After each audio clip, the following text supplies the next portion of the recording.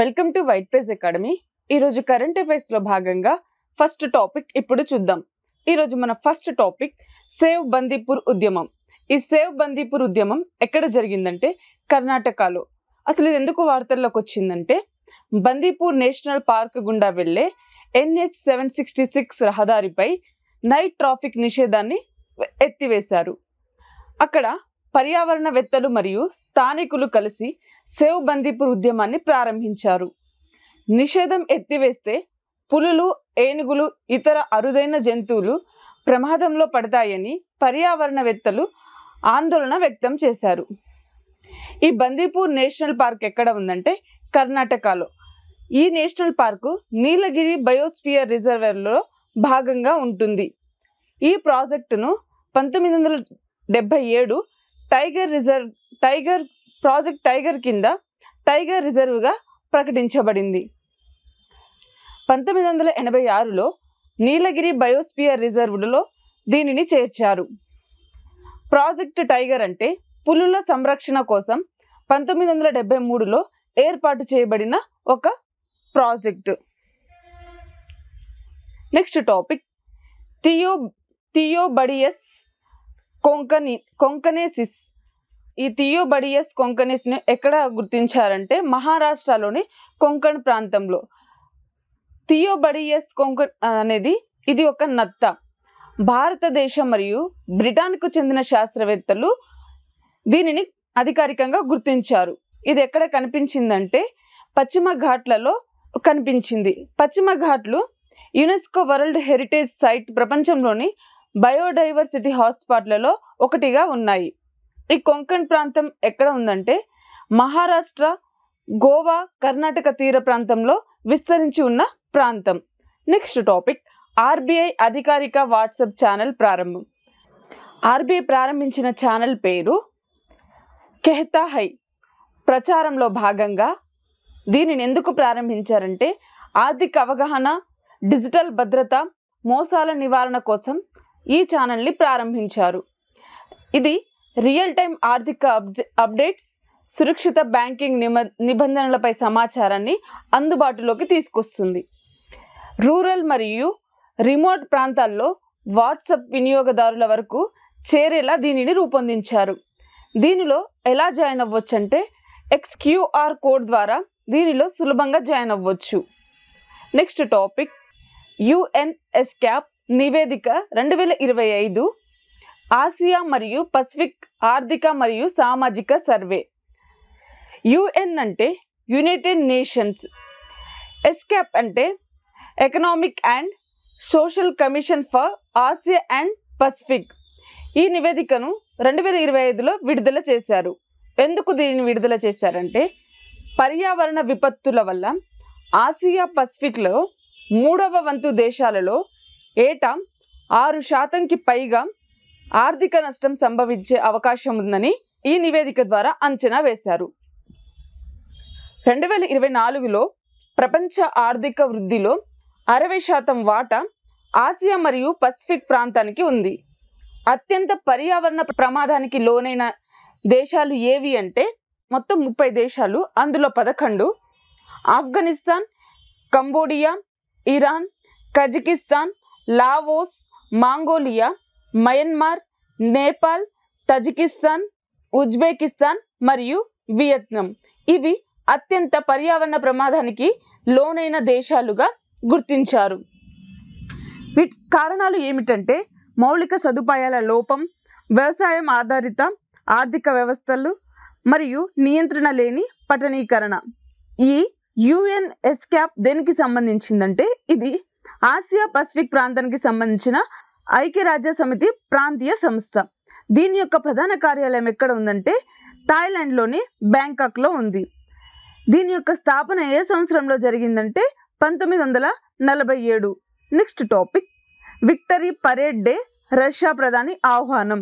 Russia ప్రభుత్వం 2025 మే 9న నిర్వహించబోయే victory day parade వేడుకలకు భారత ప్రధాని అయిన నరేంద్ర మోడీకి అధికారికంగా ఆహ్వానం పంపింది. దీనిని ఎవరు ప్రకటించారంటే ఉప విదేశాంగ మంత్రి అయిన ఆండ్రీరా రుడెంకో. ఇతను దీనిని అధికారికంగా ప్రకటించారు. ఈ కార్యక్రమం యొక్క ప్రాముఖ్యత చూసుకుంటే 2వ ప్రపంచ యుద్ధంలో నాజీ జర్మనీపై విజయం సాధించిన నేపథ్యంలో ప్రతి ఏడాది మే 9న రష్యా విక్టరీ పరేడ్ నిర్వహిస్తుంది. ఈ సంవత్సరం రష్యా విక్టరీ పరేడ్ డే 80 సంవత్సరాలను పూర్తి చేసుకుంది. నెక్స్ట్ టాపిక్ భారత్ యుఏఈ వ్యూహాత్మక భాగస్వామ్యం బలోపేతం. ఈ భాగస్వామ్యం ఏమిటో, అసలు ఇది ఏ తేదీన జరిగిందో ఇప్పుడు చూద్దాం. ఏప్రిల్ 8, 2025న ప్రధానమంత్రి మోడీ మరియు Dubai crown prince Sheikh Hamdan Mohammed Al Maktoum మధ్య ఢిల్లీలో ఉన్నత స్థాయి చర్చలు జరిగాయి. దీని యొక్క లక్ష్యం ఏమిటంటే భారత్ యుఏఈ సమగ్ర వ్యూహాత్మక భాగస్వామ్యంను మరింత బలోపేతం చేయడం కోసం ఈ సమావేశాన్ని నిర్వహించారు. దీని యొక్క ముఖ్యాంశం ఏమిటంటే కోస్ట్ గార్డ్ సహకారంపై MOU మెమొరాండమ్ ఆఫ్ అండర్స్టాండింగ్, రక్షణ ఉత్పత్తిలో భాగస్వామ్యం మరియు ఉమ్మడి శిక్షణ. Next topic IIT Kharagpur oil spills క్లీనప్కు గ్రాఫిన్ టెక్. ఈ IIT ఖరగ్పూర్ పరిశోధకులు గ్రాఫిన్ ఆధారిత సాంకేతికను అభివృద్ధి చేశారు. ఏమిటంటే అది ఆయిల్ స్పిల్స్ క్లీనప్లను చేయడంలో శాశ్వత శుద్ధిపై మార్గాన్ని ఈ గ్రాఫిన్ అందిస్తుంది. ఈ టెక్నాలజీ ఆయిల్, వాటర్ను వేరు చేయడాన్ని తక్కువ శక్తితో అత్యధిక ప్రభావంతో చేస్తుంది. సాంప్రదాయ ఆయిల్ స్పిల్స్ క్లీనప్ పద్ధతులకు ప్రత్యామ్నాయంగా ఇది పనిచేస్తుంది. ఈ టెక్నాలజీ ఆయిల్, వాటర్ వేరు చేయడాన్ని తక్కువ శక్తితో అత్యధిక ప్రభావంతో ఇది చేస్తుంది. సాంప్రదాయ ఆయిల్ స్పిల్స్ క్లీనప్ పద్ధతులకు ప్రత్యామ్నాయంగా ఇది పనిచేస్తుంది. IIT ఖరగ్పూర్ ఇది భారతదేశపు మొట్టమొదటి IITలలో ఒకటి. IIT ఖరగ్పూర్ యొక్క స్థాపన ఏ సంవత్సరంలో జరిగిందంటే 1951.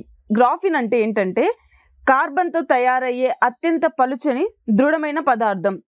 ఆయిల్ స్పిల్ అంటే ఇది సముద్రంలో నీటిపై చెందిన ముడి చమురు. ఇది జీవావరణానికి అత్యంత ప్రమాదకరం. Next topic UBI QMAP IIT Madras అభివృద్ధి చేసిన ఇండోర్ మ్యాపింగ్ చేసే సాంకేతికత.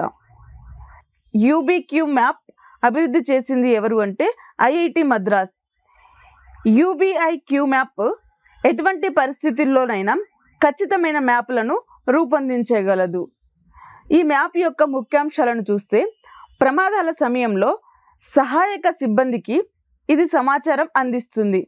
అదేవిధంగా ఇది GPS లేకుండానే నిర్మాణాలలోని పరిసరాలను మ్యాప్ చేయగలదు. IIT మద్రాస్ యొక్క స్థాపన ఏ సంవత్సరంలో జరిగిందంటే 1959లో. RTI అంటే రేడియో టోమోగ్రాఫిక్ ఇమేజింగ్. రేడియో సంకేతాల్లో వచ్చిన మార్పుల ఆధారంగా మ్యాప్లను రూపొందించడం. ఇండోర్ మ్యాపింగ్ అంటే GPS పనిచేయని ప్రాంతాలలో అత్యంత అవసరమైన సాంకేతికత. నెక్స్ట్ టాపిక్ కంపాక్ట్ AIతో కొత్త అధ్యాయం. IIT మద్రాస్, ప్రవర్తక్ టెక్నాలజీ మరియు కాలిఫోర్నియా ల్యాబ్స్ కలిసి సెంటర్ ఆఫ్ AI రీసెర్చ్ ఏర్పాటుకు ఒప్పందాన్ని కుదుర్చుకున్నాయి. కంపాక్ట్ AIని CPU ఆధార్తో ఫౌండేషనల్ మోడల్ను ఆవిష్కరించారు. GPU అవసరం లేకుండా AI పరిష్కారాలు అందించేందుకు దీనిని లక్ష్యంగా పెట్టారు. డీప్ టెక్ స్టార్టప్లు, పరిశోధన సంస్థలకు తక్కువ ఖర్చుతో AI యాక్సెస్ను అందించడం. ఈ టెక్నాలజీని ఎవరు అభివృద్ధి చేశారంటే భారత శాస్త్రవేత్తలు. IIT మద్రాస్ ఏ సంవత్సరంలో స్థాపించబడిందంటే 1959లో. CPU మరియు GPU అనేది CPU ఇది సాధారణ ప్రాసెసింగ్, GPU అనేది ఇది అధిక గణన అవసరాలకు తోడ్పడుతుంది. నెక్స్ట్ టాపిక్ 2024-25లో భారత ఎగుమతులు. 2024-25లో దేశంలోని వస్తువులు మరియు సేవల ఎగుమతులు కలిపి $820 బిలియన్. వాణిజ్య మంత్రిత్వ శాఖ మంత్రి అయిన పీయూష్ గోయల్ 2023-24లో మొత్తం ఎగుమతులు $778 బిలియన్. అదేవిధంగా సేవల ఎగుమతులు $354.90 బిలియన్లు. వస్తు సేవల ఎగుమతులు $395.63 బిలియన్. నెక్స్ట్ టాపిక్, ఎకో టూరిజంను పెంచడానికి ఆప్రికాట్ బ్లాసమ్ ఫెస్టివల్. ఈ ఫెస్టివల్ని ఏ తేదీన జరుపుకుంటారంటే ఏప్రిల్ 10, 2025. ఈ ఫెస్టివల్ని ఎక్కడ జరుపుకుంటారంటే లడఖ్. ఈ కార్యక్రమం దేనికోసం జరుపుకుంటారంటే నేరేడు పండు పండించే ప్రాంతాలు, కేంద్రపాలిత ప్రాంతాలలో పర్యాటకాన్ని ప్రోత్సహించడానికి 2025 ఆప్రికాట్ బ్లాసమ్ ఫెస్టివల్ను జరుపుకున్నారు. ఈశాన్య ప్రాంతంలోని మేఘాలయలోని చెర్రీ బ్లాసమ్ ఫెస్టివల్ను స్ఫూర్తిగా తీసుకొని ఈ ఫెస్టివల్ని నిర్వహిస్తారు. భారతదేశం యొక్క అత్యంత కోరుకునే ప్రయాణ గమ్యస్థానాలలో ఒకటైన ఎకో టూరిజం పెంచడానికి 2 సంవత్సరాల క్రితం లడఖ్ ద్వారా ఆప్రికాట్ బ్లాసమ్ ఫెస్టివల్ను ప్రవేశపెట్టారు. కార్గిల్లో వేడుకలు ఎప్పుడు జరుగుతాయంటే ఏప్రిల్ 11న. కార్గిల్లో ఈ వేడుకలు ఎక్కడ జరుగుతాయంటే సంచక్ గ్రామంలో. అదేవిధంగా మే 4న లడఖ్లోని తార్ గ్రామంలో చివరి పండుగ రోజుగా గుర్తించబడుతుంది. నెక్స్ట్ టాపిక్, కన్నడ నవలకు అంతర్జాతీయ బుకర్ ప్రైజ్ 2025 షార్ట్ లిస్ట్ చేయబడిన భాషలలో మొదటి శీర్షిక. ఈ నవల పేరు ఏమిటంటే హాట్ ల్యాంప్. బుకర్ ప్రైజ్కి ఎవరు ఎంపికయ్యారంటే భాను ముస్తక్. ఈమె కర్ణాటక రచయిత్రి, ఉద్యమకారిణి మరియు న్యాయవాది. ఈ రచనను కన్నడ నుండి ఎవరు ఆంగ్లంలోకి అనువదించారంటే దీపా బస్టి. కన్నడ పుస్తకంకు ప్రతిష్టాత్మక సాహిత్య అవార్డు రావడం అనేది ఇదే తొలిసారి. నెక్స్ట్ టాపిక్, ఎలక్ట్రానిక్ విడి భాగాల తయారీని ప్రోత్సహించడానికి MEITY ప్రారంభించిన పథకం పేరు ఎలక్ట్రానిక్స్ కాంపోనెంట్స్ మ్యానుఫ్యాక్చరింగ్. దీనిని ప్రారంభించింది ఎలక్ట్రానిక్స్ మరియు ఇన్ఫర్మేషన్ టెక్నాలజీ మంత్రిత్వ శాఖ. ఎలక్ట్రానిక్స్ తయారీలో భారతదేశం యొక్క ప్రపంచ స్థానాన్ని పెంపొందించడానికి దీనిని ప్రారంభించింది ఎలక్ట్రానిక్స్ మరియు ఇన్ఫర్మేషనల్ టెక్నాలజీ మంత్రిత్వ శాఖ. దేనికోసం దీనిని ప్రారంభించారంటే భారతదేశంలో ఎలక్ట్రానిక్స్ తయారీలో ప్రపంచ స్థానాన్ని పెంపొందించడానికి. ఈ పథకం క్షితిజ సమాంతరంగా ఉండి వినియోగదారు, ఎలక్ట్రానిక్స్, వైద్య పరికరాలు, ఆటోమొబైల్స్, పవర్ ఎలక్ట్రానిక్స్ మరియు గ్రిడ్లను విస్తృత ఆర్థిక ప్రభావం కోసం ఇది పనిచేస్తుంది. ఇది రెసిస్టర్లు, కెపాసిటర్లు, రీలేలు, సెన్సార్లు మరియు మరిన్ని నిష్క్రియ భాగాలకు మద్దతునిస్తుంది. ఈ పథకం 3 రకాల ప్రోత్సాహకాలను అందిస్తుంది. ఆ 3 రకాలు ఏవి అంటే turn over linked, capital expenditure linked, hybrid models. Next topic, register general of India. Register general of India అనేది ఇది ఏ సంస్థ కింద పనిచేస్తుందంటే హోం వ్యవహారాల మంత్రిత్వ శాఖ కింద పనిచేసే ఒక శాశ్వత సంస్థ. ప్రభుత్వ మరియు ప్రైవేట్ ఆసుపత్రులలో జనన మరణాలను సకాలంలో నివేదించినందుకు ఇది హెచ్చరించింది. ఇది చట్టబద్ధంగా అవసరమయ్యే సంస్థ. రిజిస్టర్ జనరల్ ఆఫ్ ఇండియా ఏ సంవత్సరంలో ఏర్పాటు చేయబడిందంటే 1949. ఇది భారత ప్రభుత్వంచే ఏర్పాటు చేయబడిన సంస్థ. దీనికి నాయకత్వం వహించే వారు ఎవరు అంటే రిజిస్టర్ జనరల్ మరియు ex officio census commissioner. Register general of India మరియు సెన్సస్ కమిషనర్గా ఎవరు విధులు నిర్వహిస్తున్నారంటే Mrityunjay Kumar Narayan. Next topic, panchayat advancement index. ఈ పంచాయతీ అడ్వాన్స్మెంట్ ఇండెక్స్లో అత్యధిక గ్రామ పంచాయతీలను కలిగి ఉన్న రాష్ట్రం ఏది అంటే గుజరాత్. ఈ పంచాయతీ అడ్వాన్స్మెంట్ ఇండెక్స్ను ప్రారంభించింది ఎవరు అంటే పంచాయతీరాజ్ మంత్రిత్వ శాఖ. గుజరాత్ 346 ఫ్రంట్ రన్నర్ గ్రామ పంచాయతీలలో ముందంజలో ఉంది. అదేవిధంగా తెలంగాణ 2వ స్థానంలో 270 ఫ్రంట్ రన్నర్తో 2వ స్థానంలో ఉంది. భారతదేశమంతటా 2.5 లక్షలకు పైగా గ్రామ పంచాయతీల సమగ్ర పురోగతి మరియు పనితీరును అంచనా వేసే బహుళ విభాగ మిశ్రమ సూచికను విడుదల చేశారు. నెక్స్ట్ టాపిక్, ఆవిష్కరణ మరియు నీటి నిర్వహణపై దృష్టి సారించి వ్యవసాయంలో ద్వైపాక్షిక సహకారాన్ని బలోపేతం చేయడానికి దేశాల మధ్య భాగస్వామ్యాలు. అసలు ఇది ఎందుకు వార్తల్లోకి వచ్చింది, దేని గురించి వార్తల్లోకి వచ్చిందో ఇప్పుడు చూద్దాం. వ్యవసాయ సహకారాన్ని పెంపొందించేందుకు ఇజ్రాయెల్తో భారత్ వ్యూహాత్మక భాగస్వామ్యాన్ని కుదుర్చుకుంది. వ్యవసాయ ఉత్పాదకతను మెరుగుపరచడానికి అధునాతన సాంకేతికతలు, సమర్థవంతమైన నీటి నిర్వహణ పద్ధతులు ఈ సహకారం ద్వారా అందజేస్తుంది. భారత వ్యవసాయ మరియు రైతు సంక్షేమ శాఖ మంత్రిగా ఎవరు విధులు నిర్వహిస్తున్నారంటే Baljit Kaur. Next topic global technology summit 2025. ఇది ఎక్కడ జరుగుతుందంటే న్యూఢిల్లీ. ఏ తేదీన జరుగుతుందంటే ఏప్రిల్ 10 నుంచి 12 వరకు. దీని యొక్క ఎడిషన్ వచ్చేసి 9వ ఎడిషన్. దీనిని ప్రారంభించిన వారు ఎవరు అంటే విదేశాంగ మంత్రి ఎస్ జయశంకర్. ప్రారంభ ప్రదేశం ఎక్కడ అంటే న్యూఢిల్లీ. ఈ సమ్మిట్ 3 రోజుల పాటు జరుగుతుంది. సమ్మిళిత వృద్ధిని ప్రోత్సహించడానికి, డిజిటల్ పాలనను బలోపేతం చేయడానికి మరియు సరిహద్దు భాగస్వామ్యాలను పెంపొందించడానికి ఈ సమ్మిట్ను నిర్వహిస్తున్నారు. 2025లో దీని యొక్క థీమ్ వచ్చేసి సంభవన్. నెక్స్ట్ టాపిక్ భారత అధ్యక్షురాలు ద్రౌపది ముర్ము ఎంఎస్ఎంఈలు మరియు దౌత్యవేత్తల శిక్షణలలో సహకారంపై 2 అవగాహన ఒప్పందాల సంతకాలు. రాష్ట్రపతి ద్రౌపది ముర్ము యూరోపియన్ దేశమైన స్లోవేకియా పర్యటన సందర్భంగా సూక్ష్మ, చిన్న మరియు మధ్య తరహా పరిశ్రమలను మరియు దౌత్యవేత్తల పర్యవేక్షణలో సహకారంపై భారతదేశ మరియు స్లోవేకియా 2 అవగాహన ఒప్పందాలపై సంతకం చేశాయి. రాష్ట్రపతి ద్రౌపది ముర్ము ఏప్రిల్ 7 నుంచి 10 వరకు పోర్చుగల్ మరియు స్లోవేకియాలో 2 దేశాల అధికారిక పర్యటనలో పాల్గొన్నారు. మొదటిసారి పోర్చుగల్ను ఎప్పుడు సందర్శించారంటే ఏప్రిల్ 7-8, 2025న సందర్శించారు. రెండవ దశ పర్యటన ఏప్రిల్ 9, 2025 స్లోవేకియాను సందర్శించారు. Next topic periodic labour force survey data 2024. ఈ డేటాను జనవరి నుంచి డిసెంబర్ 24 వరకు ఈ డేటాను సమర్పించారు. ఈ వార్షిక నివేదికను విడుదల చేసింది ఎవరు అంటే స్టాటిస్టిక్స్ మరియు ప్రోగ్రామ్ ఇంప్లిమెంటేషన్ మంత్రిత్వ శాఖ. Periodic labour force survey data ప్రకారం 15 మరియు అంతకంటే ఎక్కువ వయస్సు గల వ్యక్తుల కోసం భారతదేశం యొక్క నిరుద్యోగిత రేటు 2023లో 5% నుంచి 2024లో 4.9%కి స్వల్పంగా తగ్గింది. అదేవిధంగా గ్రామీణ ప్రాంతాల్లో నిరుద్యోగిత రేటు ఎంత ఉందంటే 4.3% నుంచి 4.2%కి స్వల్పంగా తగ్గిందని ఈ నివేదిక వెల్లడించింది. నెక్స్ట్ టాపిక్ జాతీయ గిరిజన యువజన దినోత్సవం. ఈ దినోత్సవాన్ని ఏ రోజున జరుపుకుంటారంటే ఏప్రిల్ 8 నుంచి 11 వరకు 4 రోజుల పాటు జరుపుకుంటారు.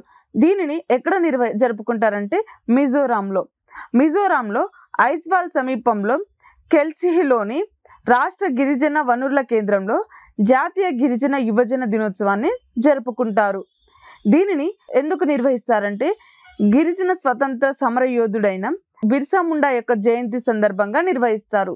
దీని యొక్క లక్ష్యం ఏమిటంటే గిరిజన స్వతంత్ర సమరయోధులు ఎవరైతే ఉంటారో వారిని గౌరవించడం మరియు యువతకు అదేవిధంగా ప్రజల దేశభక్తిని ప్రేరేపించడం కోసం దీనిని నిర్వహిస్తారు.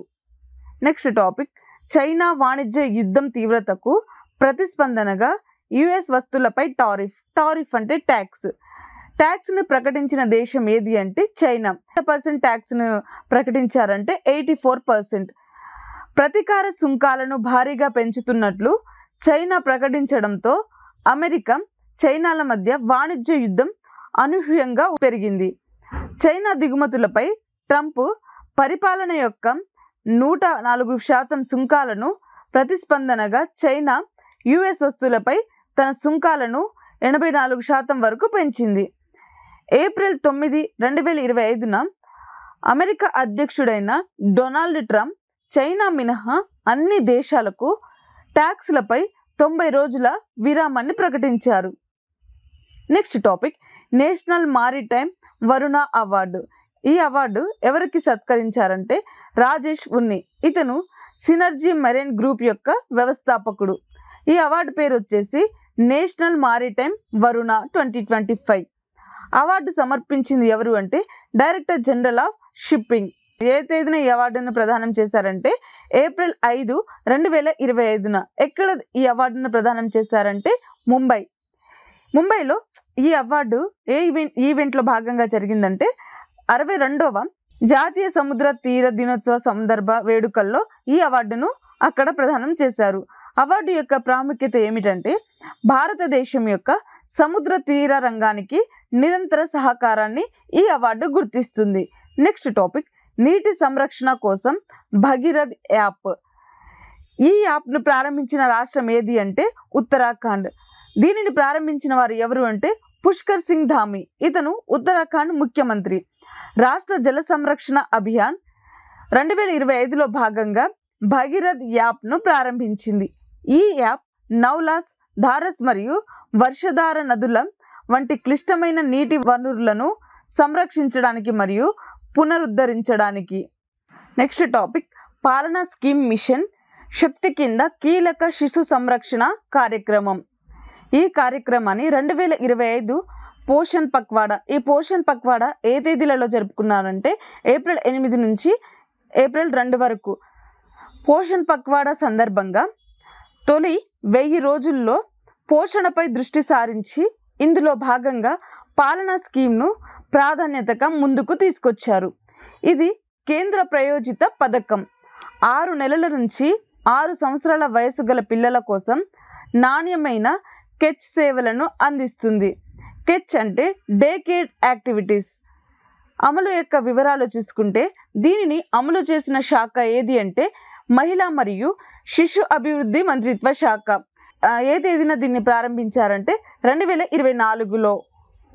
లాస్ట్ టాపిక్, MCAD-WM ఉప పథకం 2025-26కి కేంద్ర క్యాబినెట్ ఆమోదం. MCAD-WM అంటే modernization of command area development and water management. దీనికి మొత్తం వ్యయం ఎంత కేటాయించారంటే 16,000 కోట్లు.